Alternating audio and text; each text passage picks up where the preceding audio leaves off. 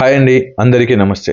ఇటీవల అనారోగ్య కారణాల వల్ల ఉపరాష్ట్రపతి పదవికి రాజీనామా చేసిన జగదీప్ ధన్కడ్ గారు మాజీ ఎమ్మెల్యే పింఛను కొరకు దరఖాస్తు చేయడం ఆశ్చర్యం కలిగిస్తుంది. ఈయన 2019లో పశ్చిమ బెంగాల్ గవర్నర్గా ఎన్నికైన వెంటనే ఈ పింఛన్ను నిలిపివేయడం జరిగింది. దీనికి సంబంధించి ఆయన ఇటీవల ఈ పింఛన్ను తిరిగి పునరుద్ధరించాలని రాజస్థాన్ అసెంబ్లీ సచివాలయానికి విజ్ఞప్తి చేయడం జరిగింది. ఈయన ఇంతకు ముందే మాజీ ఎంపీ భత్యం కింద 45,000 రూపాయలు మరియు మాజీ ఉపరాష్ట్రపతి పదవి భత్యం కింద మరో 2 లక్షల రూపాయలు మరియు ఇతర సదుపాయాలు కూడా అందుకుంటున్నారు. త్వరలో మాజీ ఎమ్మెల్యే భత్యం 42,000 రూపాయలు కూడా ఈయన అందుకోబోతున్నారు.